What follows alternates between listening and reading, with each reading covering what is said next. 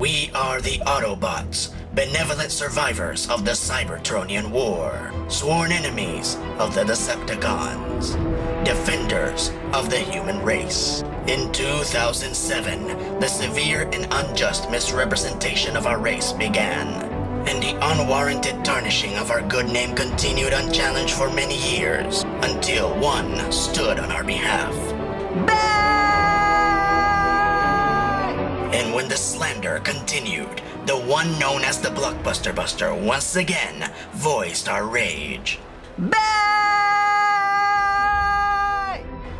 And thus the time has come when once again he will fight on our behalf in our darkest hour. Transform and roll out.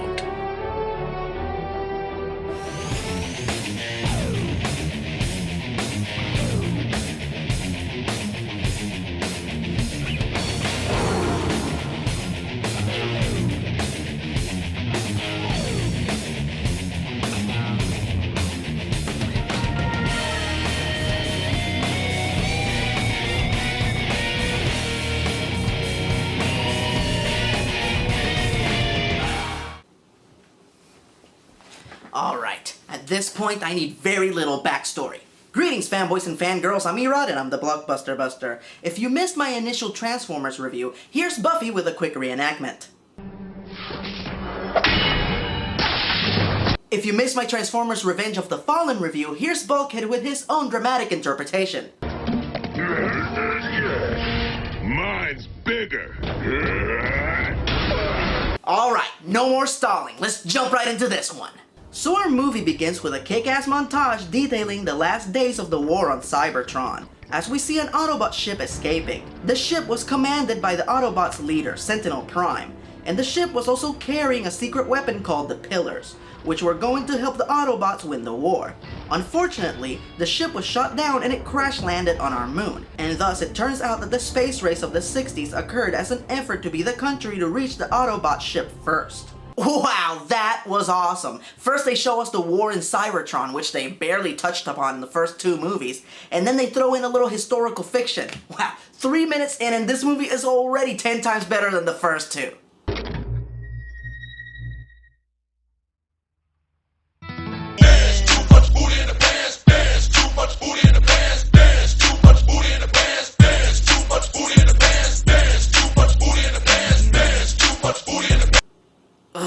Fucking bae. So the girl whose booty we just met is the girlfriend of... It's a beautiful thought, Carly, but I don't think it's the whole, bunny that's lucky. You see, it's just this section here. Oh, fuck this!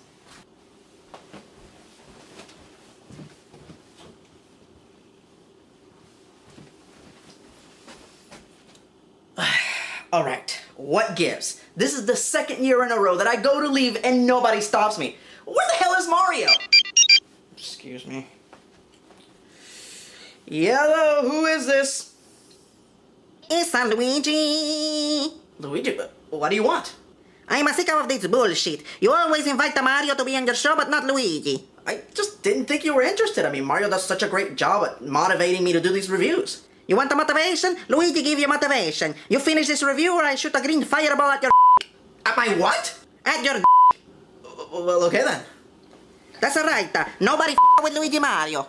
So we are reintroduced to Sam Witwicky and his girlfriend. Who the fuck are you? So they just switched out Megan Fox for a completely different girl? Which actually proves my theory of Megan Fox being an easily interchangeable tart. Alright, I'll give this new girl a chance. And as I recall, that wasn't even the highlight of your day. Who is this girl? Rosie Huntington Whitney. She's not an actor. She's a Victoria's Secrets model. Fucking bae. So this is it, folks. This is what we cut away from the giant robots and the government conspiracy for. To see Sam meeting his new tart and listen to him bitch about being unemployed for nearly 3 minutes. The part where his little housebots are watching Star Trek is the most entertaining portion of this scene. Doing good. Ah, shit, I seen this one. It's the one where Spock goes nuts. And that just makes me wish that I was watching Star Trek. I mean, could this possibly get any worse? Oh, come on, that's Sam. funny, haha. Fuck! I'm Mission Anything. It's a collector's item. I got it for steel. Just need some work. Trust me. No, I think it's darling. It reminds me a lot of Bumblebee. Bumblebee were a sad piece of shit. Are you talking about Sam's car or this movie? You know what? I really don't give a shit about Sam's relationship, his employment status, or where the fuck his parents went on their vacation. Could we please transition to what the Transformers are doing? Thank you. So in the absence of the Decepticons, the Autobots have been working in conjunction with the government, fighting terrorism and investigating any stray Energon signatures. One of these signatures leads them to Chernobyl, where they find a piece of the ship that crash landed on the moon. Unfortunately, one of the Decepticons, Shockwave, has also followed the signature. So Shockwave's main form of attack is a giant phallic burrowing worm? You know, I'm actually far more shocked by the fact that Bay has waited this long to put something like that in one of his movies.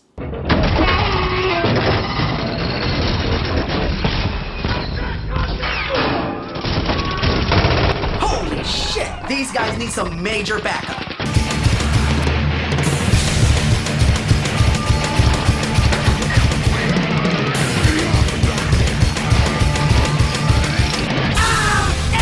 American Badass!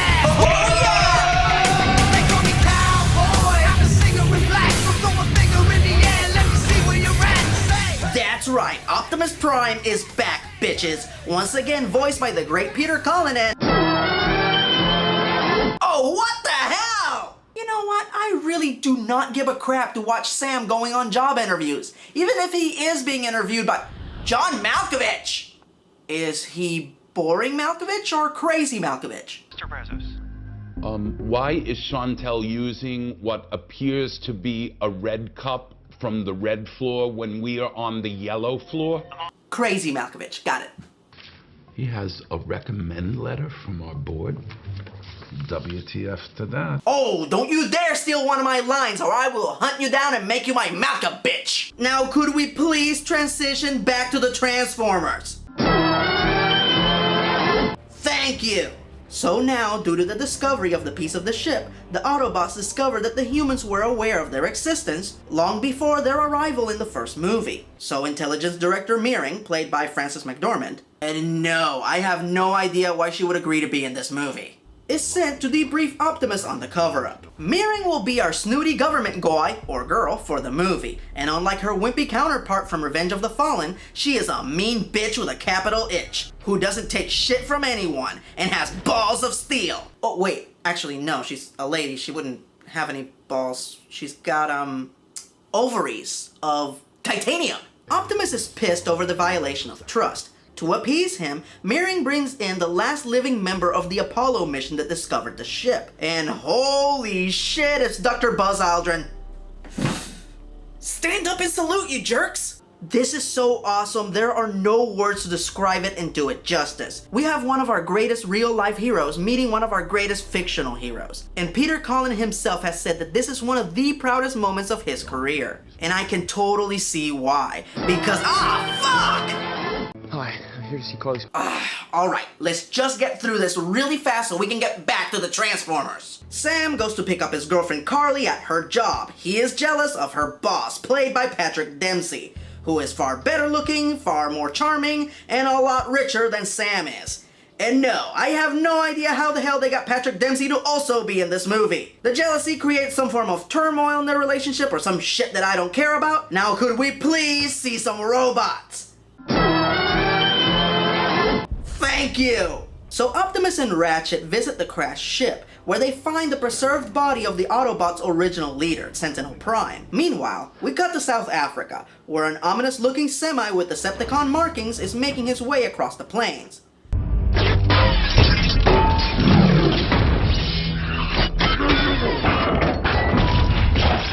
Wait, it's Megatron! Megatron is a semi now? And he's wearing a designer Afghan.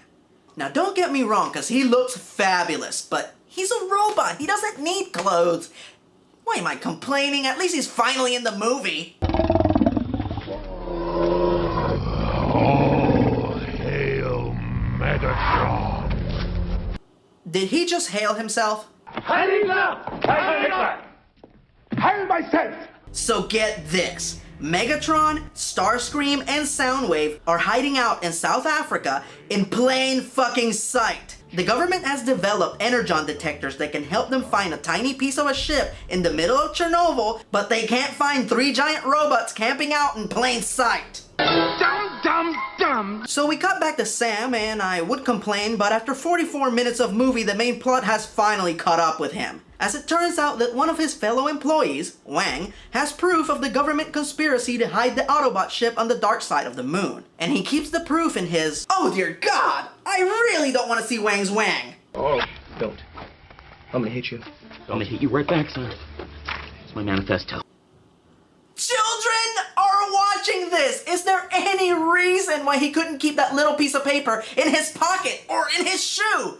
Oh well, he knows about the conspiracy, so this means that the Decepticons are probably gonna kill Wang.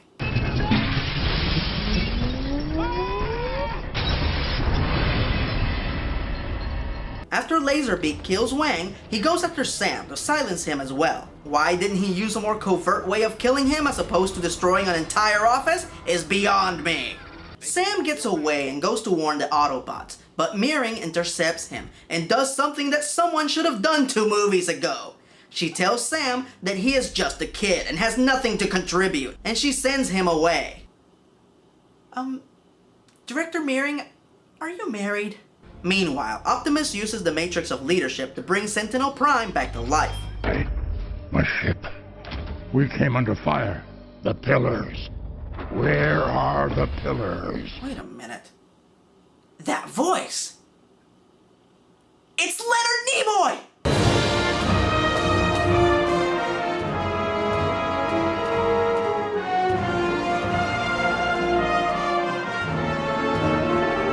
Oh my god, this is awesome! You see, Leonard Nimoy also played Galvatron in the original Transformers animated movie. I will rip open Ultra Magnus and every other Autobot until the Matrix has been destroyed. So it's perfectly appropriate that he would... Wait a minute. Could this possibly have a connection to that one scene earlier? Ah, shit, I seen this one. It's the one where Spock goes nuts. Nah. Sentinel Prime explains that the secret weapon, the pillars, are actually markers for a massive space bridge that could potentially be used by Megatron to transport thousands of Decepticons to Earth. But we have to once again take a break from this very entertaining plotline to include Sam Goober Dork Witwicky in the movie. Sam wants back in the action, so he calls his old friend Agent Simmons, played by John Turturro, to help him. Let me think. Bay already had Bumblebee give him a golden shower, and then in the second movie they showed his bare ass. I wonder what he's gonna do to humiliate John Turturro in this movie. You dress in the manner of a male prostitute. Yeah, but you have to admit, it's pretty flattering on him. On a side note, Simmons' assistant is played by one of my all-time favorite actors, Alan Tudyk. Oh, and I have this, Vicky, who keeps calling me 5 times today. And he is playing the exact same character that he played in 28 Days. I don't think you are giving. I don't feel that you are giving. Psst, don't look at me, I don't know.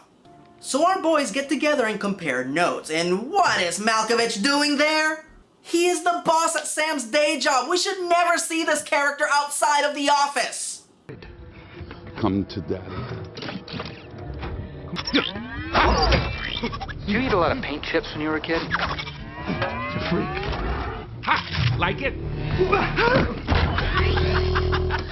What the shit is this shit? Why do all these movies have to be riddled with shitty, annoying padding? Was I No, Mom! It's okay. No, I don't masturbate. This movie is 2.5 hours long. Bullshit like this does not help justify its running time.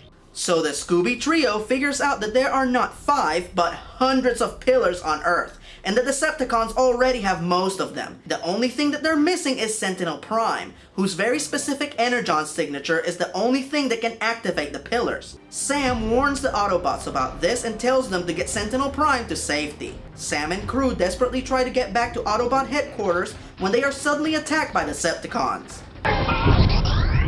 3D!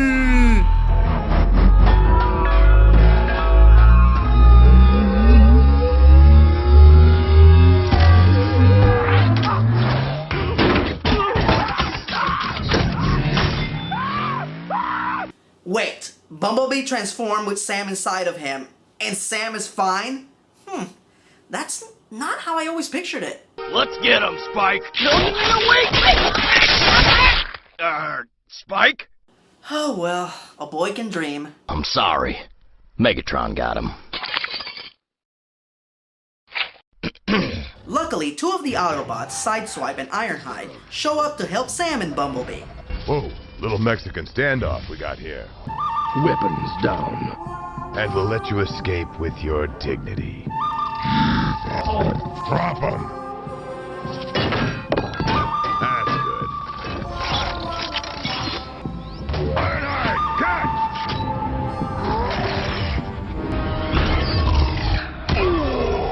Behind you! Decepticon punk. Okay, that was awesome. Alright guys, now our main objective is to keep Sentinel Prime safe. We cannot let the Decepticons get their claws on him, or... Ironhide! Protect Sentinel, get him locked up inside! Consider it done. Here, you gotta guard him, because he's the key to the whole thing. Indeed I am. What you must realize, my Autobot brothers, is we were never going to win the war. For the sake of our planet's survival, a deal had to be made. With Megatron. Holy moly cannoli! Now that's a twist! I have to admit, I didn't see that coming. You see, it turns out that Sentinel Prime made an alliance with the Decepticons, as their planet was so devastated by the war that he agreed to travel to our solar system, use the pillars to transport Cybertron there, conquer the Earth, and then use humanity as a workforce to rebuild their society. Unfortunately, Sentinel crashed and was near death, and the only way to bring him back was with the Matrix of Leadership, which Sam found in the last movie and gave to Optimus Prime to bring him back to life. Now it was only a matter of tricking Optimus so he would go to the moon and find Sentinel and revive him. And hence the reason why the Decepticons carelessly left a piece of the ship in Chernobyl so the Autobots would find it. Everybody got that? I have to admit, Sentinel going bad, I did not see that coming. Wait a minute.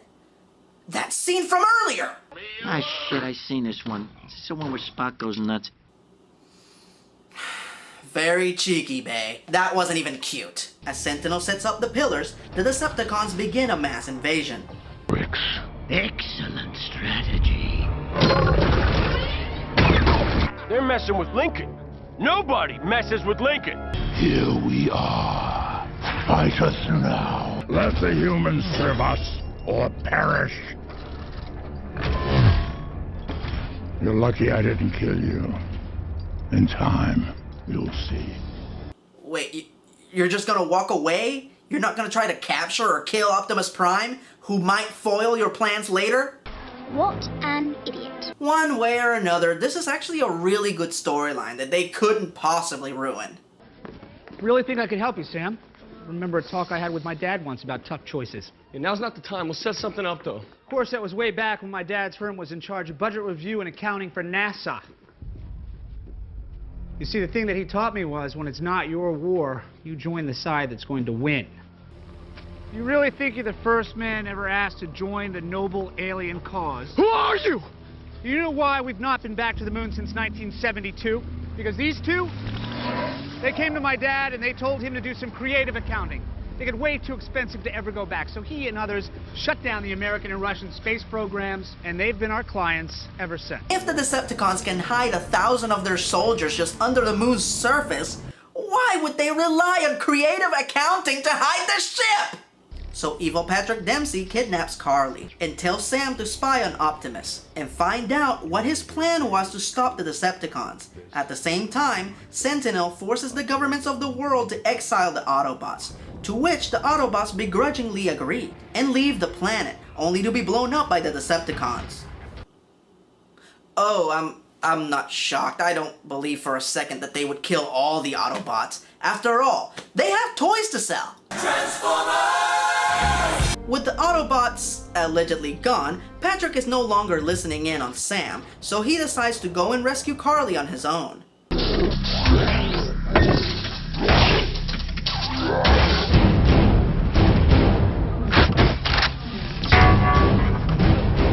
kill them all. Yay, they're back. I totally believe that they died in that big expensive explosion. Oh, come on. You weren't fooled either. Your leaders will now understand. Decepticons will never leave your planet alone. And we needed them to believe we had gone. I saw your ship blow up. The ship? We would never end the ship. We designed the damn thing, didn't we? We were hidden in the first booster rocket to separate. Splashed down back in the Atlantic just as planned. You see, what the Autobots have done here is pulled off a very deceptive con. Hey, I just got that! So the Goofy Goober rescues his girl, and their objective becomes very simple. The Autobots will distract the Decepticons, all the while the humans will go up the building next door to the central pillar and blow it up using an RPG. Sentinel is not amused by their efforts. You simply fail to understand that the needs of the many outweigh the needs of the few. No! What's wrong, Nerdlinger? Did you hear what he just said? Yeah, the needs of the many. They just had Leonard Nimoy quote himself in The Wrath of Khan. Holy shit, you're right.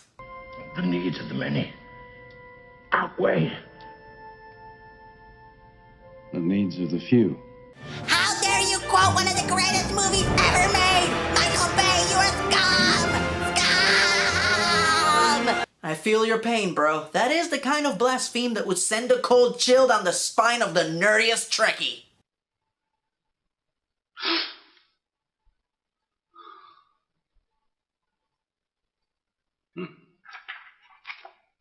So the humans climb the building and are ready to shoot, when they are suddenly attacked by Shockwave and his giant robo-penis.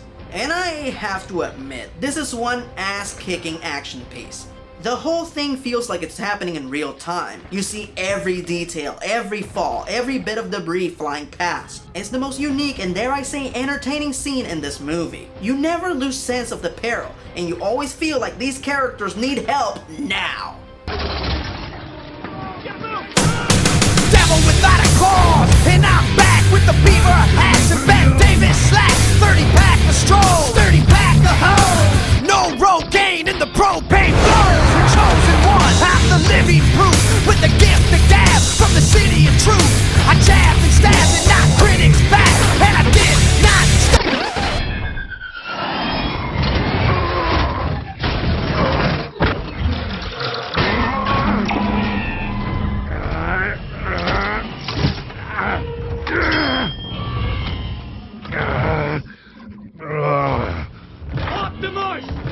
Wreckers!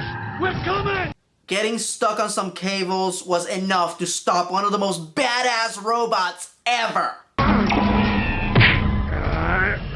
Alright, well I guess since Optimus is stuck, we should cut to Megatron, who's just sitting there, like a homeless man, in the middle of the battle. Oh look, Carly has now decided that she is suddenly part of the plot. Decepticons finally conquering this planet, and yet their leader won't be you. It will be me. It will always be me. In any minute now, you'll be nothing but Sentinel's bitch.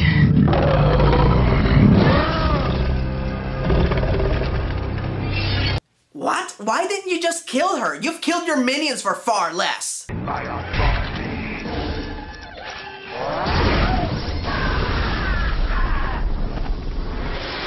You know what? Never mind. Let's just cut back to Optimus, who is still stuck. Oh well. I guess we have no choice but to cut back to Sam.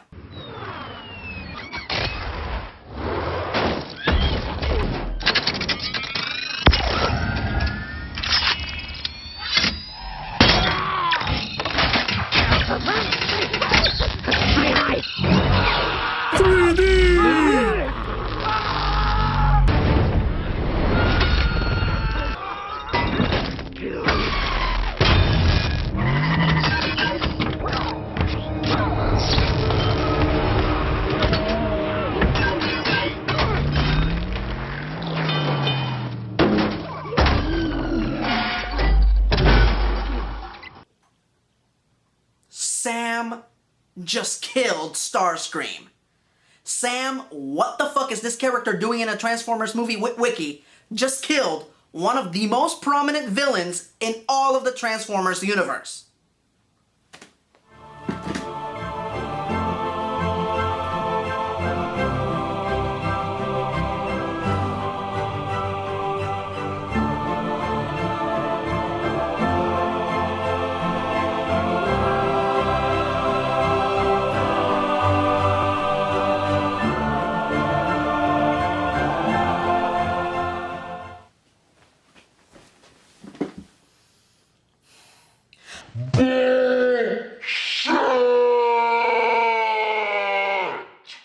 So we cut back to the Autobots to find that they've been captured. They don't really show us how they got captured. It apparently happened off camera.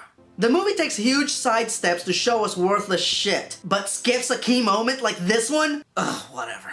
Before the Decepticons can execute Bumblebee, our heroes get some much needed air support, and Bumblebee seizes the opportunity to kill Soundwave. No fight, he just shoots him. 12 minutes after Optimus got tangled in the cables, he finally comes back and rejoins the fight, taking out Shockwave in the process. At the same time, Shia LaBeouf's stunt double does a little parkour to get to Patrick Dempsey. No, who's the messenger?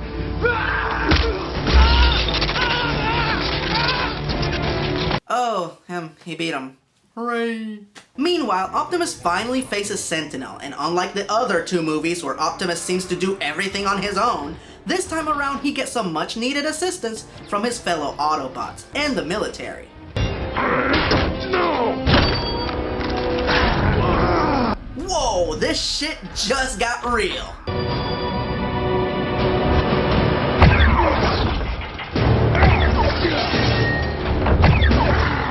Megatron helped defeat Sentinel Prime? All I ever wanted was the survival of our race. Swallow this. Who would you be without me, Prime? Time to find out.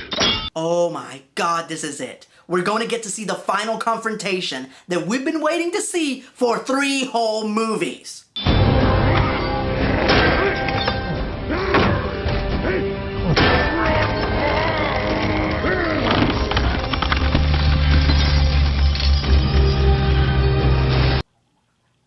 That's it. 10 seconds. We only get 10 seconds of this fight. Alright, I'm calling it. Feeling fuck up. This movie's a deviously deceptive dirigible of defecation. I will admit that this one is the lesser of the evils, and a lot more focus on the Transformers than the other 2 movies. But the same annoying bullshit is still present. The human characters are just superfluous by now. We don't need them to facilitate the exposition anymore. This is the 3rd movie, for God's sake. Shia's little story arc throughout the movie could easily be edited out and the movie would be 10 times better. And the main plot wouldn't feel so dragged down by the stupid subplot of proving yourself or whatever. I will admit that Rosie is far more charming and appealing than the emotionally stunted Megan Fox, but she's still not an actor. And I think it's fairly obvious to everyone that she's just there to be eye candy. And having her be the one to talk Megatron into helping is just fucking insulting. Characters like Lennox and Epps would have been far better suited for this moment. Peter Cullen and Leonard Nimoy were awesome in this. Their scenes together are excellent, and I wish that the movie would have been more like this all the way through. However, I think that even those of you who still love this movie will have to agree that they wasted Megatron. He is one of the greatest and most feared villains from the 80s, and he does little to nothing in this movie. He shoots Sentinel Prime in the back, and that's pretty much it. The rest of the time, he's either talking or just sitting around looking like a sad piece of shit. Exactly. And apparently he's vain now? Covering up his scars from the 2nd movie with his fabulous designer Afghan? When did he turn into a namby-pamby sissy wuss? Xerox Tron has more dignity than him.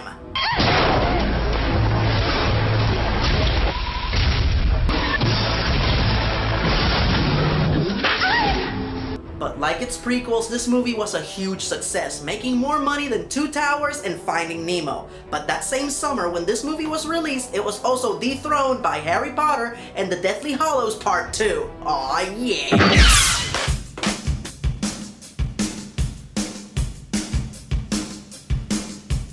Every year you come back and you multiply. I think it's about time we found a more permanent solution to this dilemma.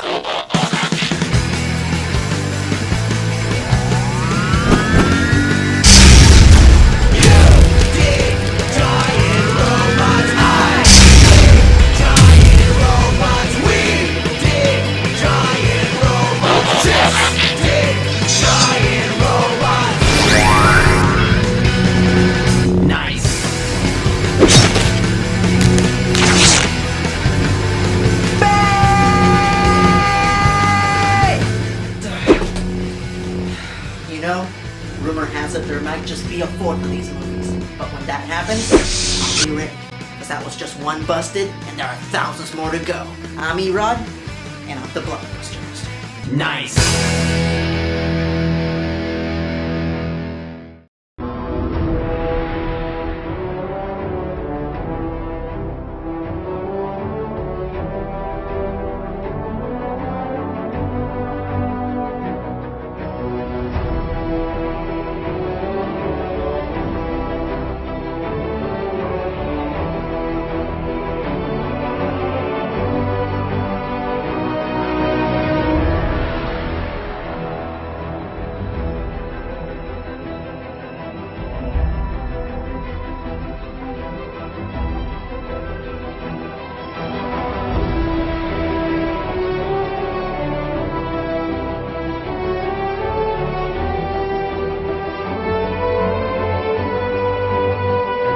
Join the Legion, suckers!